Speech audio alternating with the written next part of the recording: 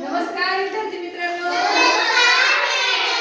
बघा आज आपल्याला ह्या आकृत्या सोडवायच्या आहेत. म्हणजे काय करायचंय, लक्ष द्यायचं. सर्वांचं लक्ष आहे? बघा तुमच्या समोर एक आकृती आहे, त्रिकोण आहे ना, आणि इकडे एक त्रिकोण. एकच आहे का रे त्रिकोण? नाही. मग आपल्याला काय करायचंय, या त्रिकोणाच्या मधले त्रिकोण मोजायचे. काय करायचंय? त्रिकोणाच्या मधले त्रिकोण मोजायचे. लक्ष द्या. चंचल, मी आता प्रत्येकाचं नाव नाही घेणार, समोर लक्ष पाहिजे. कारण असे प्रश्न मंथन, स्कॉलरशिप, नवोदय अशा वेगवेगळ्या परीक्षेमध्ये येतात. त्रिकोणामधले त्रिकोण मोजा. बंद कर. हाताची घडी घालायचं, समोर लक्ष द्यायचं. बघा असं जर आपण त्रिकोण मोजत गेलो 1 2 3 आणि हा 4, असं तर आपल्याला काय होते, कठीण जाते. कधी कधी आता बघा ह्याच्यामध्ये आपल्याला त्रिकोण मोजायला गोंधळ होतो. मग काय करायचं अशा वेळेस? सोपी आयडिया. बघा काय करायचं, हे भाग मोजायचे. 1 2 1 2 झालं. हे घर मोजले आपण. 1 2 1 2. मग याच्यामध्ये काय करा, सगळ्यात मोठा अंक कोणता आहे? 1 आहे का 2 आहे? 2. कोणता अंक आहे?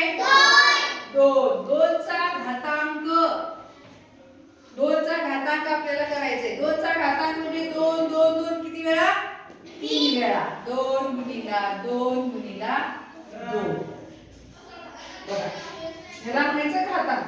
1 2 3. 3 वेळा 2 आहे म्हणून 2 च्या डोक्यावर किती लिहिले आपण? 3 लिहिले. बरोबर. मग ह्याला काय करायचं? गुणाकार करायचा. मग कसा करायचा बघा.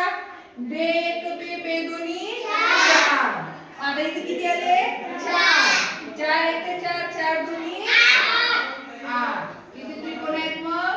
8. एकूण त्रिकोण किती आहेत? 8. 8 त्रिकोण कसे आहे बघा. 1 2 3. हा मोठा वाला 4 आणि हा वाला 5, हा वाला 6. लक्ष द्या. आणि याच्या मधला हा असा वाला 7 8. ए बाई लक्ष द्या. एकूण त्रिकोण किती झाले? 8. मग आपण त्रिकोण मोजायच्या भानगडीत जायचं नाही. फक्त ही टेक्निक वापरायची. कोणती टेक्निक? आता लक्षात आलं. काय केलं आपण?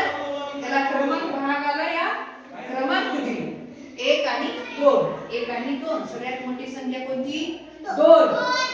चंचल एवढं नाव 3दा घेतलं. चंचल चंचल पण लक्षाची बात नाही. समोर लक्ष दे. 3 म्हणजे आपण या भागांना नाव दिले आणि सगळ्यात मोठी संख्या कोणती? 2 म्हणून 2 चा घातांक केला. आता घातांक म्हणजे 2 गुणिला 2 गुणिला 2. ह्याचा गुणाकार आला 8. मग आता इथं आपल्याला भाग पडायचे. पाडा.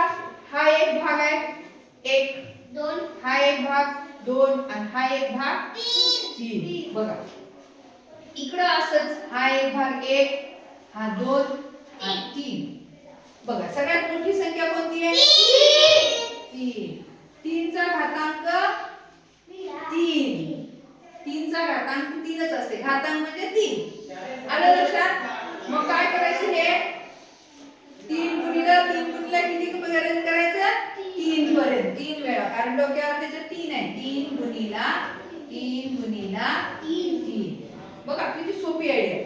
असं आपण जर कोण त्रिकोण मोजत बसलो तर आपल्याला फार वेळ जाणार आणि माणूस कन्फ्यूज होते, लक्षात राहत नाही.